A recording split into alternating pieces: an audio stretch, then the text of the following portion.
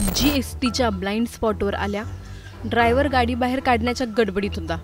इतक्यात ज्याची भीती होती तेच घडलं। एक धडक आणि सगळं खल्लास।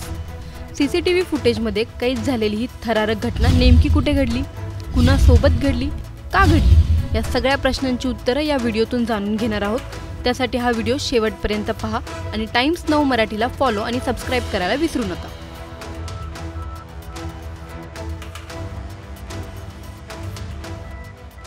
एसटी बस चालकाच्या चुकीमुळे झालेल्या अपघाताचे अनेक व्हिडिओ आत्तापर्यंत आपण पाहिलेले आहेत। तरीही प्रशासन कधीही काहीही कडक कारवाई किंवा नवीन नियम बजावत नाहीये। आत्तापर्यंतच्या झालेल्या अपघातांवर जर का काही कडक कारवाई झाली असती तर कदाचित हा अपघात झाला नसता। यवतमाळ एसटी स्थानकावर अपघातात एका महिलेने आपले प्राण गमावले। कोणी सांगितलं असतं की हे तिचं अखेरचं बाहेर पडणं ठरेल तर कदाचित घरातलंच पाऊल तिने मागे फिरवलं असतं। कल्पना करा की तुमची आई काही कामासाठी जवळच्या बस स्थानकावर जाते पण ती घरी परतच येत नाही। कल्पनाही करवत नाहीये ना? हा विचार सुद्धा अंगावर शहारे देऊन जातो। असंच काहीसं घडलंय एका आजीसोबत। ही दृश्य नीट पहा। सीसीटीव्ही व्हिडिओ आहे 24 जून 2025चा। यवतमाळ एसटी बस स्थानक, वेळ दुपारी 1 वाजताची।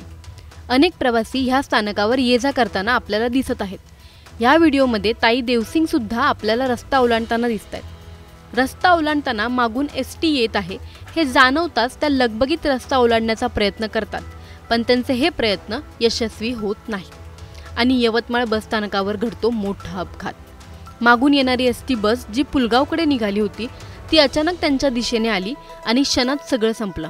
कोणीच मदतीला पुढे आलं नाही। गंभीर जखमी अवस्थेत त्यांना नागपूर येथे उपचारासाठी नेण्यात आले होते।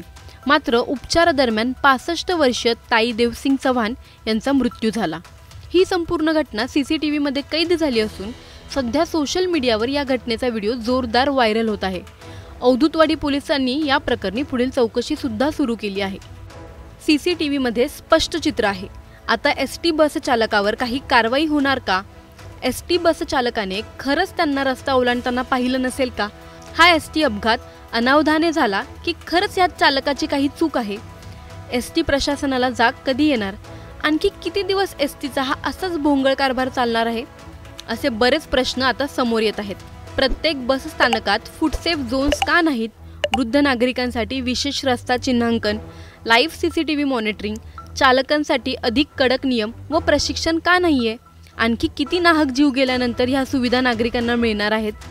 ताई चव्हाण यांचा मृत्यू केवळ एसटीच्या धडकेत झाला नाही, तो मृत्यू झाला नियोजन शून्य बस स्थानकामुळे, बेफिकीर प्रशासनामुळे आणि घडलं तर पाहू अशा मानसिकतेमुळे। तुम्हाला या अपघातासाठी कोण जबाबदार वाटतं? नियोजन शून्य रस्त्यांचा, धोकादायक बस स्थानक व्यवस्थेचा, बेफिकर चालक आणि आपल्यावर येईल तेव्हा पाहू अशा व्यवस्थेच्या विचारांचा, की आणखीन कोणी? आम्हाला कमेंटद्वारे नक्की कळवा।